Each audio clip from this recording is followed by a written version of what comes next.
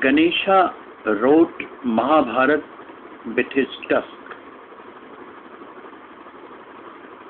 Written by MadanMohan Tarun, read by MadanMohan Tarun.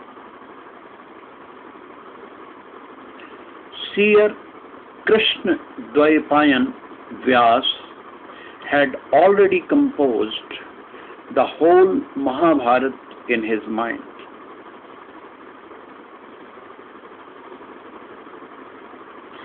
In the beginning, he had 24,000 couplets. Later it kept on growing to 100,000. It was like an ocean in his mind, floating with huge and small waves of hundreds of stories and sub-stories, interlinked with each other. Some from Bharat dynasty, some from other sources, they all comfortably flow together.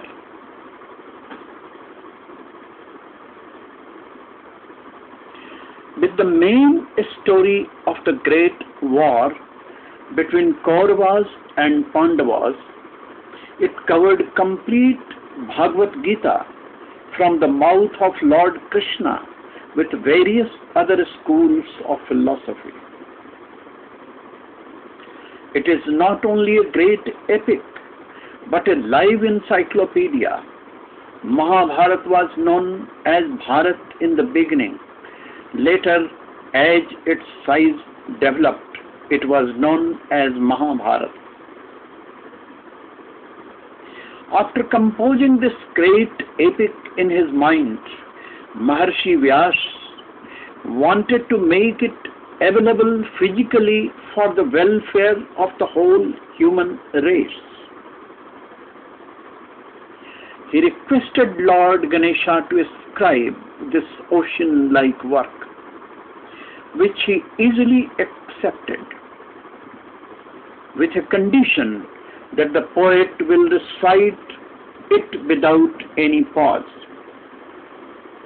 The greatest among the poets agreed to it, but he suggested Ganesha to write only after he understood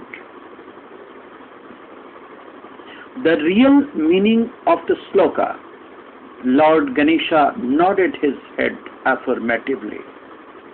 Knowing the speed of writing of Ganesha, poet Vyasa, place to place, fixed some complicated couplets so that he can refresh himself till Lord Gnesha asks for its clarification. Lord Gnesha was a great mind reader. He wrote before the poet could utter the next step of the couplet. While writing, Lord Ganesha's nib broke. He was aware of the seriousness of his job. There is a saying, and some folklores also record, that Ganesha snapped off his left tusk and wrote the whole Mahabharata with it. Since he is left with only one tusk in his mouth, he is also known as Ek Danta, one who has only one tusk. Mahabharata was first recited by Dvaipaayana, the disciple of Vyasa, before the king Janmejaya, great-grandson of Arjuna. Later, it was recited by professional Sauti narrator Ugrasrava, son of Lom Harshan, in Nimisharanya. Mahabharata applies live broadcasting style for giving every detail of events. taking place in the war field of Kurukshetra. Sanjay, the reporter, had still a difficult task. He had to present the war life before Dhritarashtra, who was blind from his birth and had no any clarity of image in his mind. This had made Mahabharata more pictorial. Mahabharata puts even toughest philosophies through the interesting stories of animals, birds, plants, rivers, and even insects, making it easy to understand for common people.